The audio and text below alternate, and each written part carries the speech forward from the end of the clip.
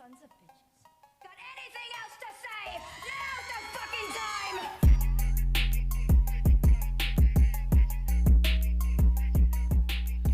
What's going on, ladies and gentlemen?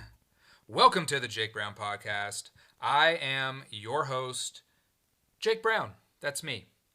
That's me. Oh, thank you. Thank you. Oh, Jesus. Oh, my God. You guys are way too kind. My studio audience absolutely spoils me. They are so great. Thank you so much. Thank you. Thank you. I'm taking bows. I'm blowing kisses. I'm doing all the things. I want to read for you a definition. The definition of chaos. It is, and I quote, a state of utter confusion or disorder, a total lack of organization or order. That's how I'm starting this show out right now. Listen to the beginning of this previous weekend MotoGP race at COTA, Circuit of the Americas in Austin, Texas. Well, we're just cutting off the intro because look at this. We have our top three riders on the grid for this 20-lap Grand Prix of America. Marc Marquez, Pecco Bagnaia, Alex Marquez. Well, it's a 100-meter Olympic sprint this now, isn't it? As Marc Marquez, a 7-times MotoGP winner here. Bikes are being pulled off the grid, left, right and centre. Alex Look Marquez at this. too. Miller, Mir, Fermin Aldeguer has jumped off the grid. So has Pedro Acosta. There's Maverick Vinales, 2024 COTA winner. Marc Marquez then has been able to switch onto his slick shod bike. We saw on the graphic just before we cut to the intro, the top three on the grid, the Marquez brothers and Fabio Di Giannantonio, they intended to start this race on Michelin's rain tyres. Have you ever seen anything quite like this?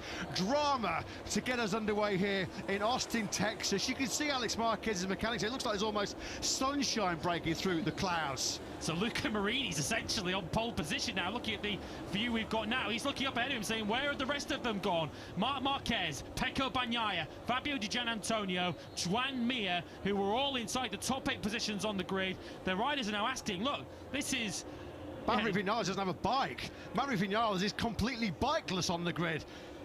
Yeah, red flag. Yeah, red flag. Wow, that has just been about as dramatic as you can get. OMG.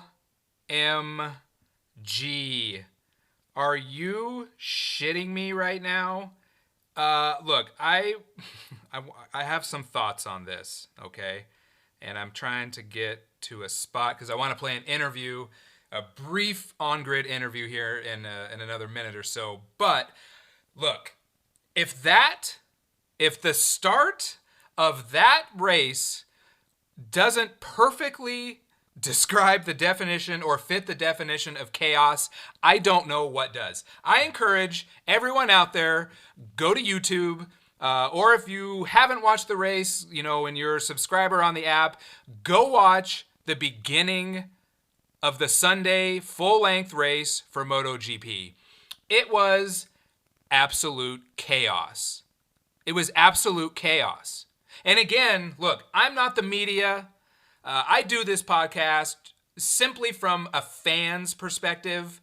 And look, ultimately, I don't care who wins or loses. In my opinion, all these guys are winners.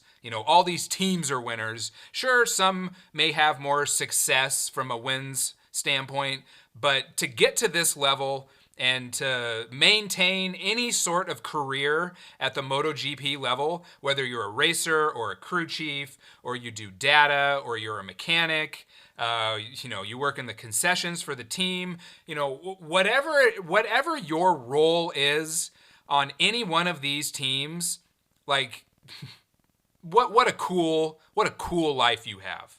What a cool life you have. All right.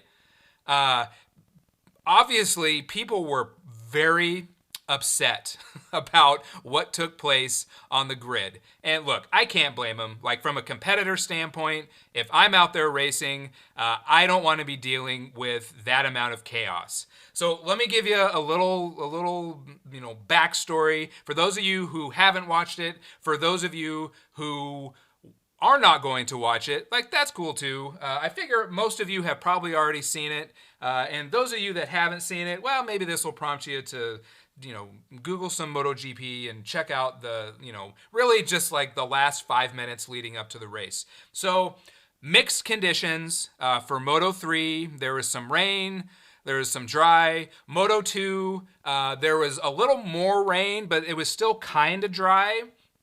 The overwhelming majority of Moto 2 racers were out there on, I believe, rains. Now, there were maybe 5 guys that took a chance, and sometimes you just roll the dice. You take a chance with tires that the conditions you start the race with are going to drastically improve within the first maybe 5 to 7 laps. And there were some riders in Moto 2 who took that gamble, and it did not pay off. Unfortunately, Joe Roberts was one of those.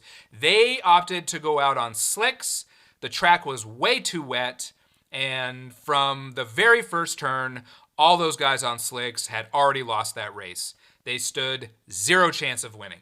Now, where it got interesting, MotoGP is the last race of the day. Conditions were still kind of mixed. And I went back and I watched the whole kind of beginning of the broadcast all the way until that clip that you just heard of the chaos. And what I didn't hear was that it was officially deemed a flag-to-flag race. Now, what that means is once race control deems a race as flag-to-flag, and typically that's because of weather, well, always that's because of weather, that means you have the option at any point from when that decision is made, you can switch bikes. So all these guys at, MotoGP and World Superbike, these top levels of racing, they all have 2 bikes. All these guys have 2 bikes, okay? So in a situation like this, they're going to have one bike that's set up with rain tires and rain settings on their suspension. It's a little softer.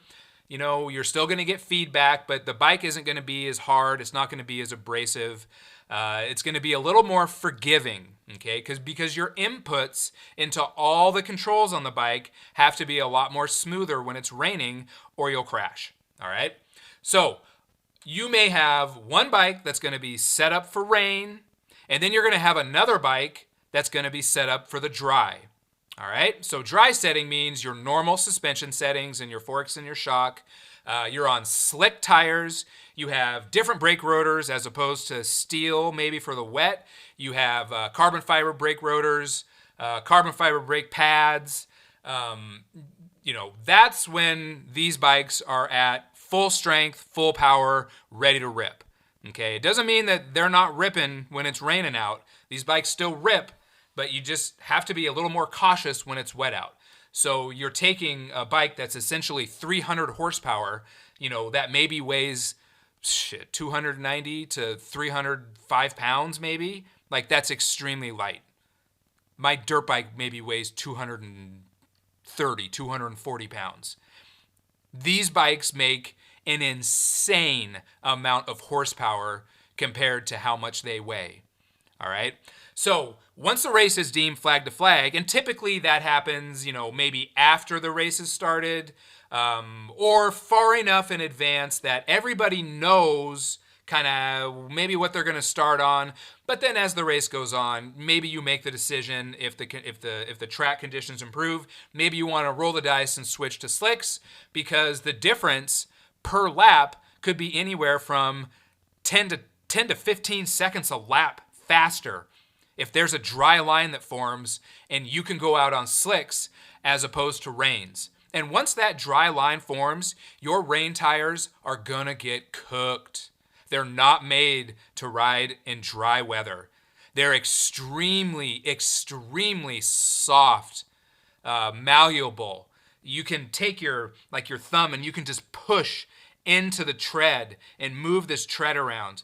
These tires have to stay cool so they don't burn up. And the second that water goes away, you maybe have a lap, maybe 2 laps tops at any sort of, normal pace. And I use that term loosely because it's not a normal pace. It's a pace for wet tires, but no rider, no matter how good they are, can ride rain tires on a dry track anywhere near their slick tire pace. Okay, it's just, you're gonna lose. So if you're on slicks when it's raining against people who are on rain tires, you're gonna lose. If you're on rain tires and that track is dry and everybody else is on slicks, again, you're gonna lose.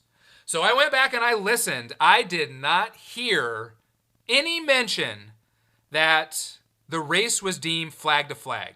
I didn't hear it. Now, it's possible maybe I missed it, okay? I heard them talking about flag to flag. I heard them giving some examples, of some other races. They do flag to flag at Phillip Island because the track is so grippy that it just destroys tires. So in the name of safety, and this is a non-weather related thing, in the name of safety, they'll do a flag to flag at that track because the tires degrade so fast it's not safe. But more often than not, when we're talking flag to flag, it's because it's mixed conditions.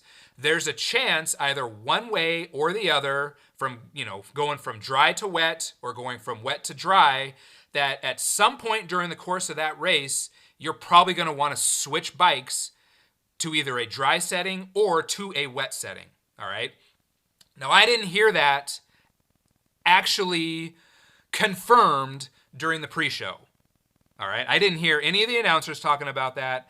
They were discussing past flag to flag races, but I did not hear anyone say that this specific race was now deemed a flag to flag race. Okay. Now, another fun fact. Once your bike is on the grid and you hit 3 minutes out from the start of the race, you can no longer swap wheels or swap tires on the grid. Up to that point, and these guys get out there maybe 10 to 15 minutes. They're on the grid. They do their sighting lap. They exit the hot pit, and I'm explaining this for people who don't know motorcycle racing, okay? Those of you who know it, just bear with me, okay? I know you know this, but there are a lot. I'm trying to sell the sport here, so I got to explain it a little bit, all right? So you leave the hot pit, you do your sighting lap. So a sighting lap is exactly that. It's a sighting lap. You're checking the conditions of the track. You're looking for debris. You're not out there getting warmed up. So you take your lap. You then go straight to your grid position on the track at the start, and you have a lot of members of your crew who are going to be out there. Your bike gets put back on the stands. Tire warmers get put on. There's, at the MotoGP level, there's a shit ton of media. There's some celebrities out there. There's all journalists, all kinds of shit. Whatever country they're in, like the national anthem is usually sang at the start-finish line. It's a whole big thing. The safety cars out there with the fucking lights going. Like, it's a circus out there, okay? There are people everywhere. I would say of the 20, how many people are out in MotoGP? 20? Do 20 people race? 22 people? I don't remember. Honestly, I don't remember. Sure, I could easily look, but I'm not going to. Let's just call it 20. Of the 20 riders who are on their motorcycles on that grid, there's probably an additional 50 people or more who are just wandering around the grid, taking pictures, getting interviews, all the MotoGP cameras, getting all their footage. It's a shit show. There's fucking people everywhere out there, okay? But during that time, up until 3 minutes before the start, if you wanna, let's say you got a front soft slick and a rear slick, that's also a soft. And maybe you decide, Jesus, I really think we should have medium slicks on. Well, up until 3 minutes, your crew can swap out wheels so that you now have a set of wheels that have different slick tires on. You can do that. You're allowed to do that. Up until 3 minutes. Now, after 3 minutes, the bike that is on the grid is the bike that starts the race. And here's where the confusion set in, all right? Since you can't swap your wheels out, the only thing you can do is exit the grid, sprint back to your garage. Depending on how far that is, it may take a minute or two to get down there, and you have to get on your other bike. Now, I will say this. Marc Marquez, he is the best rider out there, all right? He's the best rider, and he's on the best bike. He's also extremely intelligent, and like any of these great athletes in whatever of their respective sport, he knows the rules. He knows the rule book. Like, how big of a deal is that? We gave so much credit to Bill Belichick during his 22-year run with the New England Patriots because he knew the NFL rule book inside and out. And he was able to capitalize on his knowledge of the rule book where other maybe less experienced coaches didn't necessarily know the rules as well as old Bill Belichick did. Okay? Marc Marquez is very similar. He knows the rule book. He knew, and now it has essentially been confirmed by video footage because there were a lot of cameras who were on Marc Marquez.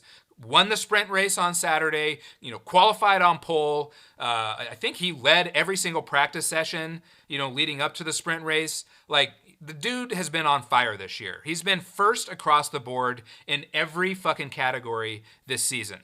From practice sessions, qualifying sessions, sprint races, and then full-length Sunday races. He has been untouchable, all right? He was under the impression, just like I explained, you can, after 3 minutes, really at that 3 minute mark, if your decision's not made, you're stuck with what you got. When he took off and ran, he was under the impression that he could do his out lap, which is now a warm-up lap. So a warm-up lap, now you're pushing, you're riding harder because you got to get, you're pushing heat in the tires because you want your tires even hotter than they are coming off the tire warmers. You got to get heat in the brakes. So your brake pads and your brake rotors have to get heat in them or they don't work. They don't work. You'll squeeze that lever and you just keep going. And let me tell you from experience, it's fucking terrifying when that happens, right? So you build heat in the tires, you build more heat in your brake pads, and you build more heat in your rotors. Plus, like, you get your brain up to speed, you get your eyes up to speed, you get your body loose on the bike. Like, these guys are all super fit, but you still want to be good, loose, ready to rip. His mistake was he thought he could go out on his warm-up lap and then have to grid up dead last. Well, that was not the rule. So Mr. Clever Marc Marquez, he was good up until what he thought was going to happen at the start. What really would have happened had the race start not been red flagged and delayed 5 minutes, he would have had to do a ride-through penalty. Now, a ride-through penalty is they force you during the race to exit the track, ride through the hot pit at a designated, the hot pit has like a designated speed limit. Typically it's 35 miles an hour. It may be more or less depending on the track. COTA's hot pit it seems unusually long. I'll put it that way. It really seems unusually long. Now, Marc Marquez starting dead last can still win the race. Marc Marquez having a long lap penalty, especially at the beginning, more than likely is not going to win that race. the time difference between starting last, however, starting with everyone else, and doing a ride-through penalty, I think the ride-through penalty was like 20 seconds extra, 20 plus, 25 seconds that it takes from the moment you exit the track and you hit that line where you have to be going the hot pit speed, let's just call it 35 miles an hour, until the moment you hit that line at the other end of the hot pit where you can, disengage your pit speed limiter, and now you're full gas and you take off. I think I want to say it was 27 seconds is what it would take someone from one end to the other. So at that point, he's not winning the race. So he did make a little snafu, okay? He made a little snafu, and had he been the only one to do what he did, things would have turned out probably things ultimately may have ended up the same. And, ultimately he crashed out on the fourth or fifth lap out of the lead. I think he had a 2.6 second lead and fucking crashed out. Are you kidding me? Ultimately the same may have happened because, Marquez would have been pushing like an absolute maniac, but that wasn't the case. There was so much chaos. There were 3 riders on the grid who were going to start the race on slick tires. Brad Binder, Enea Bastianini, and Ayagura. Everybody else, all the other riders were all out there on reins. So when Marquez took off at 3 minutes to go, sprinting back to his garage to get his dry setup bike, everybody else fucking followed. Everybody. They all took off. So now there's fucking crew members that are on the grid. Some of them literally caught with their fucking pants down, not knowing what the fuck is going on, as all these racers are now sprinting off the grid. These poor crew people have to get bike stands, generators, tire warmers, those little divider concession ribbons like you see at the airport when you got to walk through the zigzags. Those fucking things are set up in a box around their grid to keep all the people out of their little area. They got to then wheel the fucking bike. Someone has to wheel the bike off. They got to get tools. No one was prepared for that level of chaos. Nobody was prepared for what Marc Marquez ultimately did to the beginning of that race. Nobody was. And you heard on the clip I played, and hey, let me give, since I totally fucking stole that clip from MotoGP, I want to give credit to, thank you. Please don't sue me, MotoGP. I'm begging you, don't sue me. I'm really trying to push your product. I want people in this country to be fans. I'm not trying to steal your content. But God, there was no other way. I could not have described what happened any better than just being able to listen. And I don't know, maybe one of these days I'll start doing video and then I could actually play it. But I think that then brings me into a whole nother set of issues. I got to figure out more copyright stuff. Anyway, nobody was prepared for what Marc Marquez did. So there's fucking umbrella girls who are out there, chicks in mini skirts and high heels. These fucking models who are out there holding the umbrellas for the racers. They're getting shoved out of the way. The only logical thing to do, was to red flag and fucking delay the start because there was so much chaos. Now, is that fair? Well, that goes into the whole tactics theory. There were 3 riders out there who rolled the dice and took a chance and were going to start that race on slicks, fingers crossed that track was going to dry and everybody else was going to have to pit, swap bikes, and then get back out again, essentially giving them almost a 30-second buffer. That changes the whole race completely right there. All right? That changes everything. So here's a clip or a brief, and this is the kind of content that is so good. This is from Davide Brivido. He's the main man with Factory Aprilia Racing. He was not happy. Give a listen. Three boss, Hervé Poncharal, Akiayo in the mix, of course, as well. Brad Binder was one of a handful of riders who had decided he was going to start that Grand Prix on slick tyres. Another rider who was all set on the fair wrong, ready to race on wrong slicks. part. Hang on, it's Trackhouse coming. Racing's. Oh, good. Let's get the thoughts on this truly remarkable situation here in Austin from the boss, Davide Brivio. Davide, you made the right call. You're on the slicks. You were ready to go. What needs to happen next? I'm very upset, to be honest, because that's not the way to manage a start. Because we took a gamble, we took a right decision. When it was time to start, they stopped everything because the rider that will leave the grid, they left the grid. They made the wrong choice. Why they didn't allow us to start on the right choice? Now everything is gone. Our gamble, we took a risk. We took a gamble, we made the right decision, and now everything is... Bah. Thanks, Davide. I agree with him. I agree with him. They rolled the dice. They guessed. They said, fuck it. Like, we're not going to win, okay? Binder was not going to win this race. Bastianini, while he has won at this track, he won, in 2023, he was not going to win today. Ayagura was not going to win today. But they said, fuck it, we're taking a chance. We're gonna gamble that this track is gonna dry out and all these dudes that are out here on reins are gonna have to pit. And then we're gonna take off, and at that point, we're holding on for dear life, hoping that Marquez doesn't catch us again. So I can understand why he's so upset.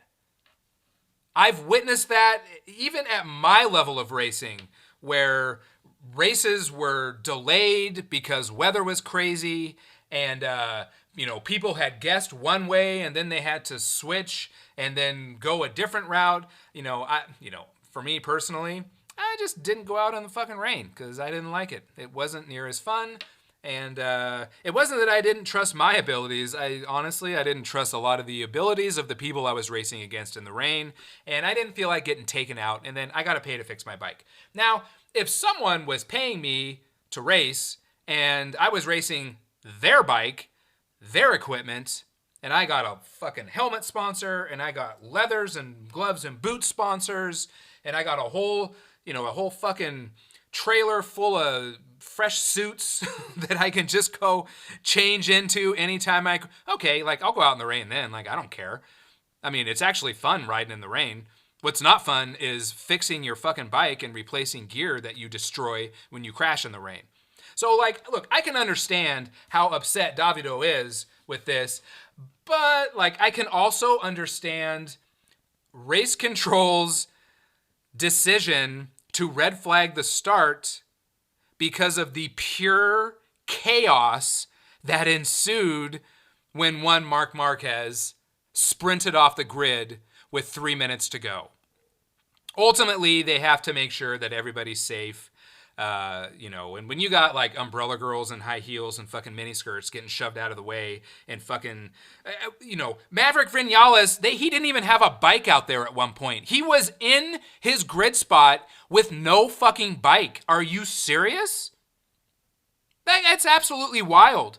He ran and caught his crew and was like, no, give me I need my bike. I need my bike. So, look, I don't think it makes MotoGP look bad. I think it was a crazy situation it happened because Marc Marquez, rightfully so, tried to take advantage of the rules, even though he guessed wrong with what the penalty would be. I still like his strategy. I do. I really do. I like his strategy. And two, it forced everyone to do the same thing because if Marc Marquez is going to do something, you goddamn well better do it too. Otherwise, you have no shot of beating him. None whatsoever. And I love the view from Pecco Bagnaia's tail camera on his bike. You can see off to the right, because Bagnaia qualified 4th, so he's on the 2nd row. And the way Coda's set up, being a counterclockwise, pole position, front row, far right is Marc Marquez. And you see him standing there, okay? You see him standing with about 5 to 4.5 minutes left into 4 minutes. You see Marquez standing by his bike. Everyone else is on their bike. Helmets on, gloves on, ready to fucking rip. Marquez has his helmet, has his gloves on, but he's standing next to his bike. And the second that clock hit 3 minutes until go, he fucking bolts. You see him bolt, and everybody goes with him. And it was magnifico. I love it. Look, I don't love that, 3 guys got screwed over out of taking a risk. Like, I don't like that aspect of it. But as a fan who likes compelling drama, this was great fucking TV. It was great TV to watch. I could not believe what I was watching in the moment. I was laughing my ass off as all these dudes in fucking leathers and helmets and racing boots and fucking gloves. I'm going to tell you from firsthand experience, it doesn't matter how athletic you are. You look like an absolute goofball trying to run in a full leather suit with fucking racing boots and a helmet. Like, nobody looks cool. All these dudes look like little miniature fucking action figures trying to run down pit lane to get to their bikes. It was unbelievable TV. Do I want to see this every round? No, I just would rather it be warm and sunny, because I want to see these riders riding these bikes to the maximum potential. So I don't mind watching rain racing, but it's not as cool as when it's dry, and really it's not, it levels the playing field so much that, and I don't want to, this is no disrespect to any of the riders, maybe a rider without as much talent, and I'm not shitting you when I say this, you're literally fucking splitting hairs when you get to this level. To say that one rider is less talented than another, okay. All these dudes are insanely talented. I mean, insanely. From one level to the next, amongst these groups of riders, and even the same in World Superbike, is like the width of a fucking hair. All right, that's what I'm talking about when I say that maybe one rider is better than another. Now, Marc Marquez is like fucking 20 hairs better than just about everybody out there. So he's the exception, not the rule. I think the difference is the machinery. It really levels the playing field for bikes like the Yamaha, for bikes like the Hondas, okay? Bikes that in dry circumstances just simply aren't as strong as the Ducatis, not as strong, as the Aprilia, and even, I feel like at this point KTM's just kind of in no man's land. I don't know what's going on with KTM. I feel like all their financial issues are maybe having some effect just on the whole morale of the fucking team and the behind the scenes stuff. There's just something not right with any of those bikes right now. It definitely levels the playing field though. So yeah, like it'll make for compelling, dramatic racing that's extremely fucking competitive, but I want to see these guys ripping these fucking bikes as hard as they absolutely can. I want to see these bikes doing 225 miles an hour. I want to see these bikes coming into braking zones, essentially braking at a spot that I can't even begin to wrap my head around how late these guys brake into a braking zone. It's unfucking believable. It's unbelievable. But, I got to give it was great TV. In the moment, it was great TV. It was great TV. You know, it really was. I actually took a couple of notes during the race, and really, it was just a handful of riders that kind of stood out to me. Fabio Quartararo, I don't know. He's having issues. I feel like he should be doing better than he is. Right now, he is the second best Yamaha rider, and he is their main factory rider. He's their top rider. He's the number one. You know, he's won a world championship. I don't know. Jack Miller is outperforming him across the board in just about every fucking metric. And he's on a satellite bike. And I get it. Like, obviously Yamaha is throwing a lot of money, you know, into the Pramac team, because now they have an opportunity now after years of just having 2 bikes on the grid. Now they're back up to 4. So they're dumping money and resources into the Pramac guys because they're able to get so much more data, which in turn is going to help all the bikes and their development. But for whatever reason, Jack Miller is absolutely crushing it. He's crushing it right now. I love watching Jack Miller ride a MotoGP bike. Hang on, I gotta pull something up here. What I didn't do. Jeez. You know, total rookie move here. Total rookie move on my part. I had my whole podcast set up because I was planning on doing a podcast with someone that's going to get on the show here, hopefully in the next couple weeks. But I had all my stuff set up out in my dining room, and I accidentally unplugged my laptop, and the fucking battery died. And like all these pages that I had open are all gone. They're all fucking gone right now. And I forgot to bring that one back, unfortunately. Jack Miller finished in the top 5. And I think almost what's more impressive than getting in the top 5, and I'm not saying that that's not impressive, 2 things. One, he was top Yamaha. Top Yamaha. He only finished 11.8 seconds back. Last year, the gap from the top Yamaha to anyone fighting for the podium or for the win, oh my God. Let's just say it was, I feel like more often than not, multiple sets of 10s with regards to the number of seconds that Yamaha and Honda, for that matter, were behind everybody else. So the fact he's like fucking 12 seconds back of third place, okay, podium, he was only 1 second back of Franco Morbidelli on a clearly superior Ducati. Kudos to Jack.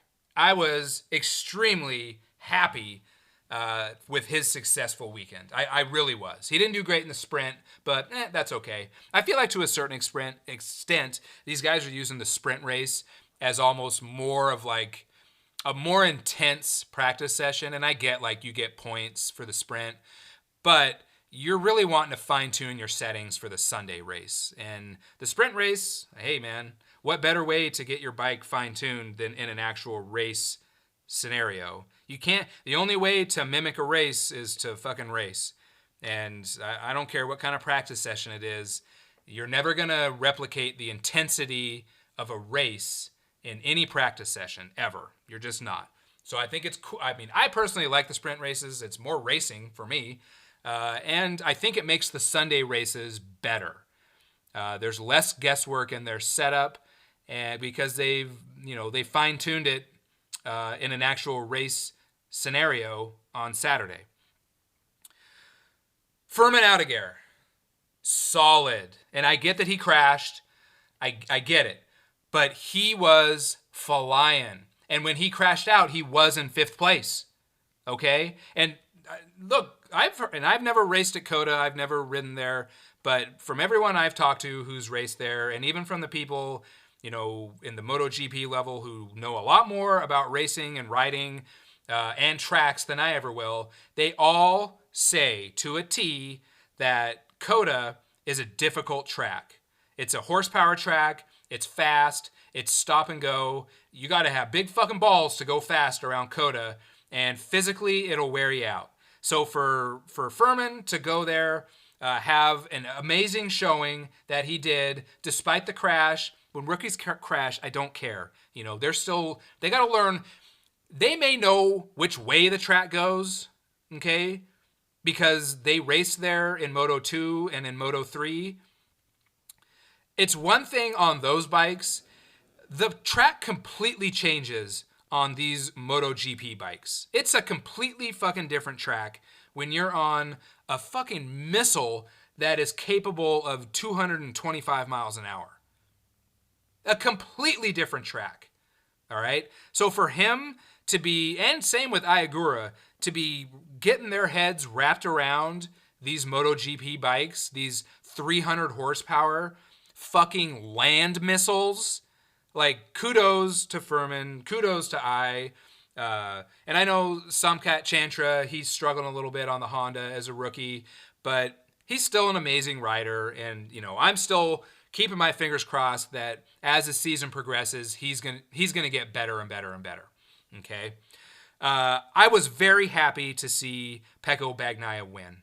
I got to be honest. He seemed a little down in the dumps, and I think that Marc Marquez, that shadow that he can cast over really any teammate that he has, no one is immune from that.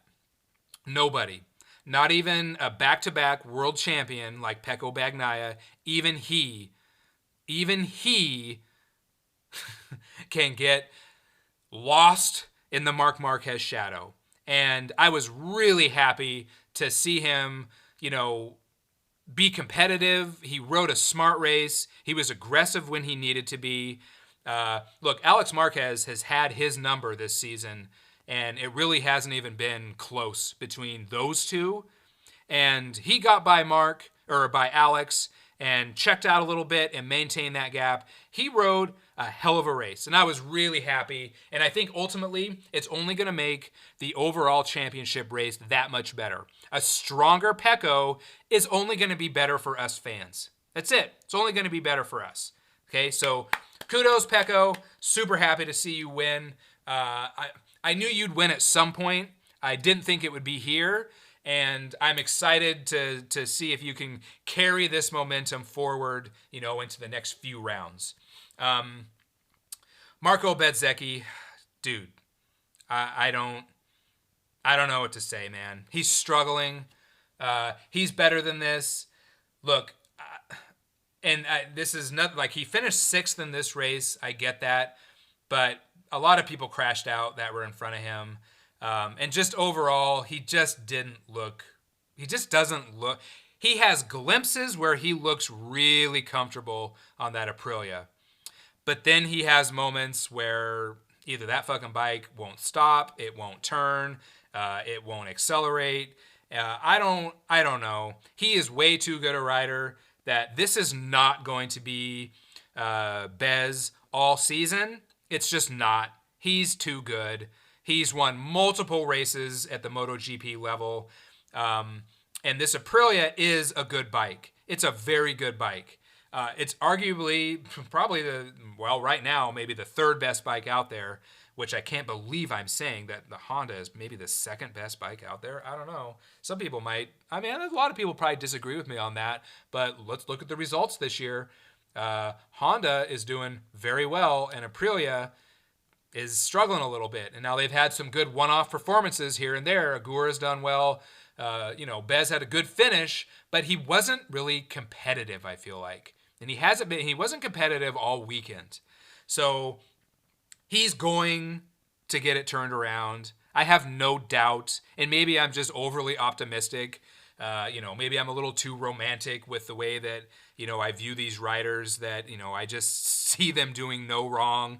And sure, it's possible. Maybe he will just never mesh with the Aprilia, but I feel like he's going to. It's just taking him a little bit of time. And I think it's going to help when Jorge Martin gets back out there. Yes, the defending fucking MotoGP world champion who's been out this year with injuries. I think he's set his return date now for Qatar. Him being out there is only going to help Bez, just from a data standpoint and maybe a setup standpoint. They're both real loose riders. You know, the fucking bikes are going all over the place when those two are on them. But I think having Martin, who has a similar style to Bez, I think that can only help him. Pedro Acosta, shit, my note for him was, where's the magic? Because last year, he was, I feel like, a way more competitive rider. Way more competitive rider. And, you know, he crashed on Sunday. I don't even remember how he did Saturday, which means that he was nowhere near the front. And again, like I said, with all the KTM riders, I think there's a little more tension and maybe stress and or anxiety just in that garage in general. And I don't think it really has anything to do with the people in the garage, and I think it has everything to do from what's going on from a corporate standpoint, you know, because their KTM has been facing fucking bankruptcy for the last year or so. So I don't see how that can't affect you, especially with all the rumors of him trying to get out of his contract and, you know, he wants to go to Ducati.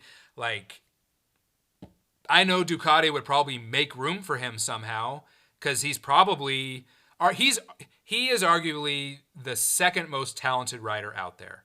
Just raw fucking talent, you know. I would still, like, if I was drafting a MotoGP team, I'm still taking Marquez first every time in every fucking draft. Marquez is my number one. But put Pedro on a competitive bike, he'll fight with anybody. Anybody. Plus, he's young. He's young, he's aggressive, and he's talented. I'll take that. Any day. Any day of the week, I will take that. Okay? He's fearless. I'll take it. So I just hate seeing him wasting time on a bike that isn't competitive. He's too good to be on a bike that's not competitive. Luca Marini, top Honda finisher.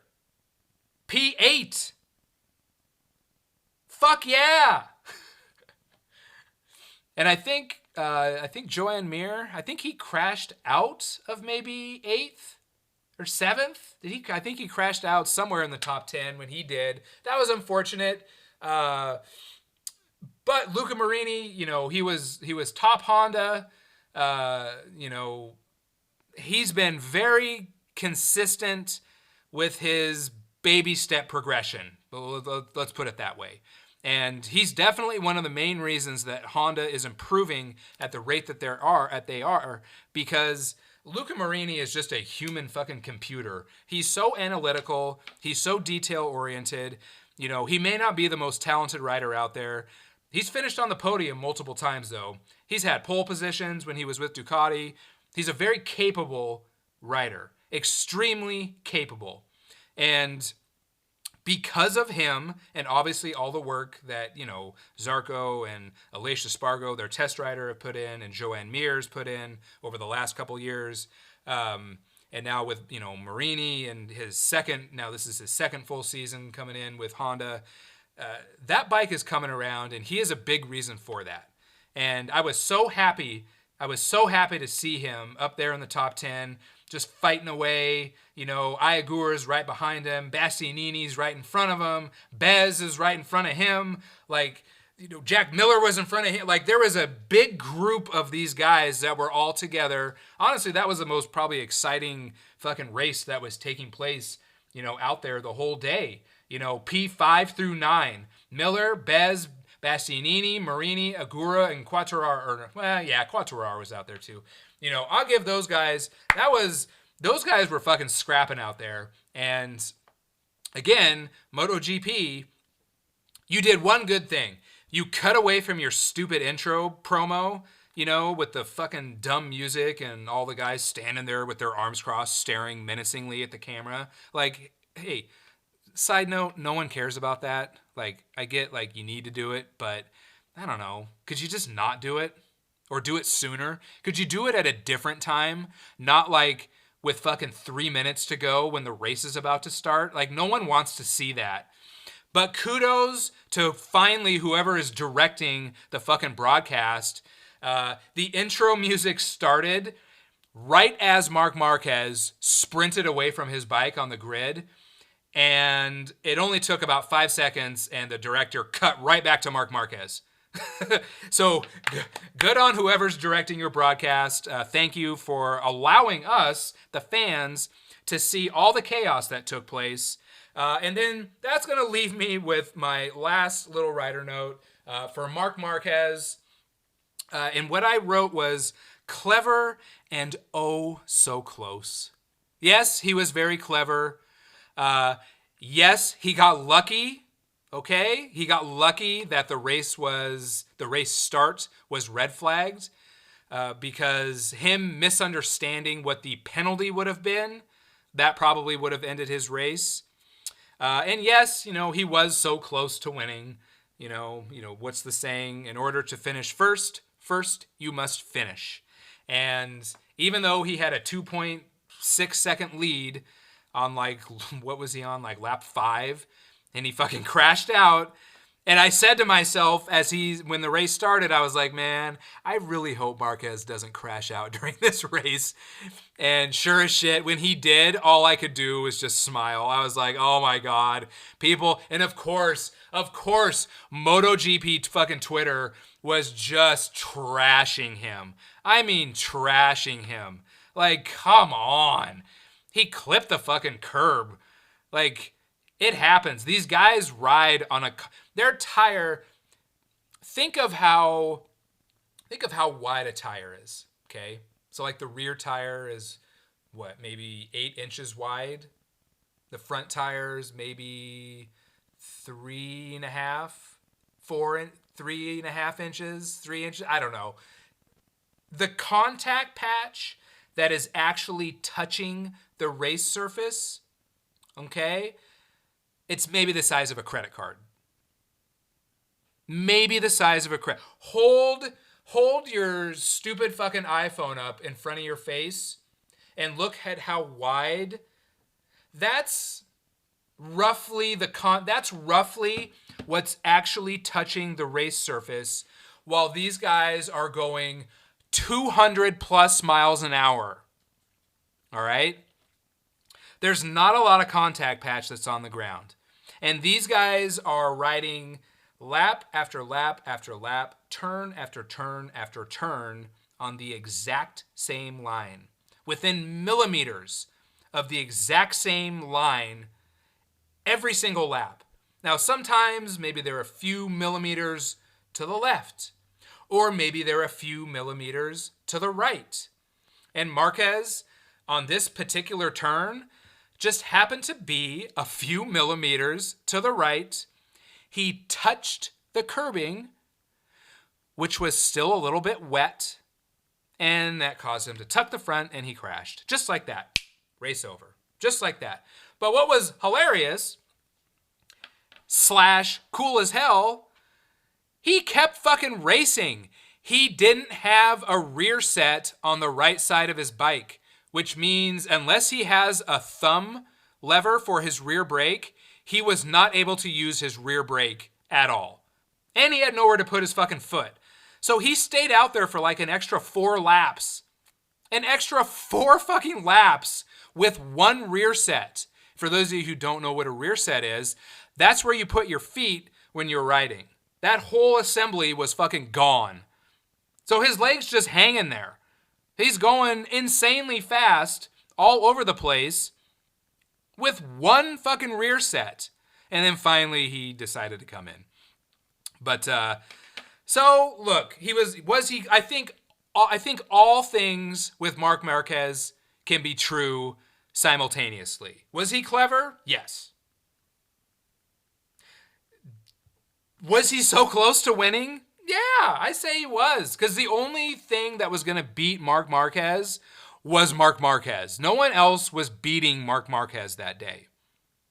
I mean, sure, there's a chance that Bagnaia could have beat him, but he didn't have Marc's pace. And I know that he wasn't making up 2.5 seconds on Marquez. That wasn't going to happen. It just wasn't going to happen. So he was so close. And Marc Marquez is the king of chaos. He's not just the king of COTA. He is the king of chaos. All those things can be true. And for me as a fan, I think it's fucking awesome. Win, lose, or draw. He's compelling to watch. I dread the day he retires because right now there are no other characters like Marc Marquez. There just isn't. I'm looking through the grid of everyone. Jack Miller is one hell of a personality. He is a fucking character. He gives great interviews. He gives amazing insight. He's funny. He's personable.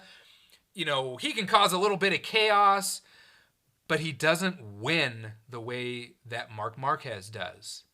And when I look down at all these guys, nobody does what Marc Marquez does. Now, Pedro has that potential.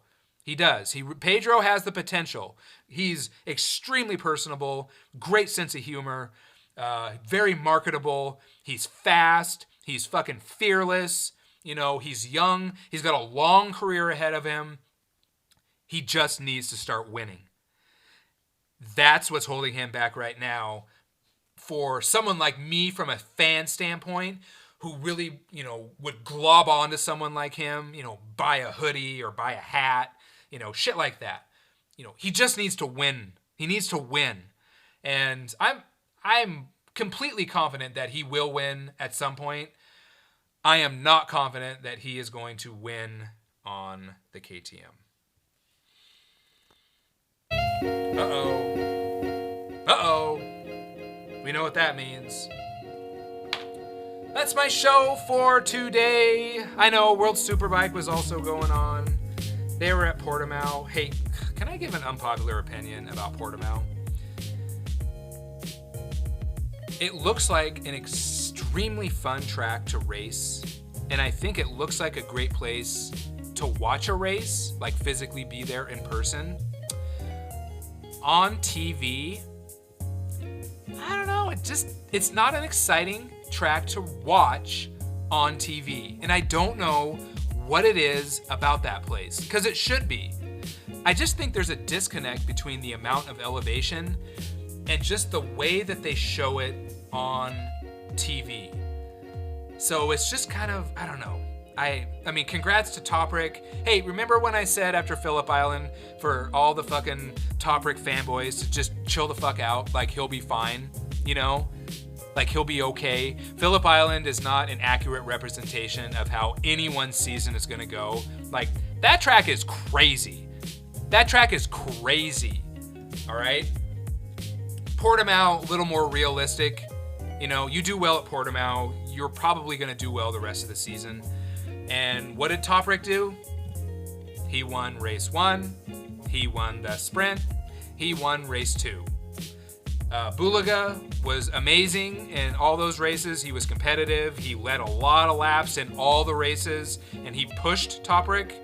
But ultimately, Topric did what Topric does. He fucking just wins, baby. He just wins, baby. I think all things can be true. Not a good viewing experience for the fans on TV for Portimao. I think that's true.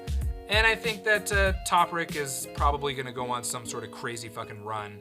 And he may not win 13 in a row. And I think Bulaga's going to snatch, I think he's going to snatch some victories from the jaws of defeat here and there.